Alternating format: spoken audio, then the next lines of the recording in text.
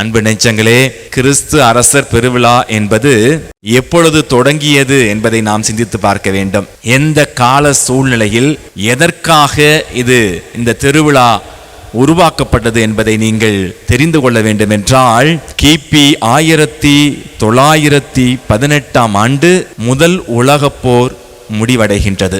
அதன் பிறகு பொது உடைமை கொள்கை என்ற கொள்கையை கார்ல் மார்க்ஸ் கொண்டு வருகிறார். அதன் பிறகு பொதுநல கோட்பாடு என்ற சோசியலிசம், அதன் பிறகு பாசிசம். நம்முடைய தமிழகத்தில் இப்பொழுது பாசிசம் பாயாசம் என்று பேசுகிறார்களே, அது 1918 பிறகே ஐரோப்பிய நாடுகளில் உருவாகிவிட்டது.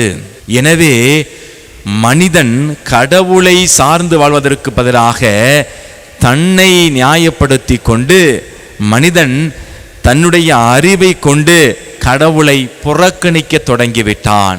அப்பேற்பட்ட ஒரு சூழ்நிலையில்தான் அப்பொழுது திருத்தந்தையாக இருந்த 11ஆம் பத்திநாதர் 1925 கிறிஸ்து அரசர் பெருவிழாவை 33 பொதுக்கால ஞாயிறுகள் முடிந்த பிறகு திருவருகை காலம் தொடங்குவதற்கு முன்பாக இருக்கின்ற ஞாயிற்றுக்கிழமையான இன்றைய தினத்தை கிறிஸ்து அரசர் பெருவிழாவாக அறிவித்து, கிறிஸ்து அரசரை நாம் தலைவராக ஏற்றுக்கொள்ள வேண்டும். இந்த தேசத்து தலைவர்கள், நாட்டு தலைவர்கள், திருச்சபை தலைவர்கள் அனைவரும் கிறிஸ்து இயேசுவான அந்த அரசரின் மனநிலையை கொண்டு வாழ வேண்டும். அந்த அரசரின் வழியில், அந்த அரசருடைய கற்பனையின்படி நடக்க வேண்டும் என்று சொல்லி திருத்தந்தை 11ஆம் பத்திநாதர் இந்த திருவிழாவை கத்தோலிக்க திருவழிபாட்டு ஆண்டில் புகுத்தி அதை அறிமுகப்படுத்தினார்.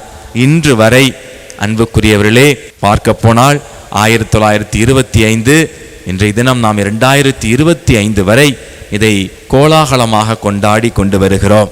அன்பு நெஞ்சங்களே, இயேசு கிறிஸ்துவே நமது அரசர், இயேசு கிறிஸ்துவே நமது மீட்பர், இயேசு கிறிஸ்துவே நமது வழிகாட்டி, இயேசு கிறிஸ்துவே நம் முன் உதாரணம் என்பதை உணர்ந்து, இயேசு கிறிஸ்துவை போல இந்த உலகத்தில் இருக்கிற ஒவ்வொரு தலைவரும் உருவாக தொடர்ந்து ஜெபிப்போம். இயேசு கிறிஸ்து உங்களை என்றும் ஆசீர்வதிப்பார். ஆமென்.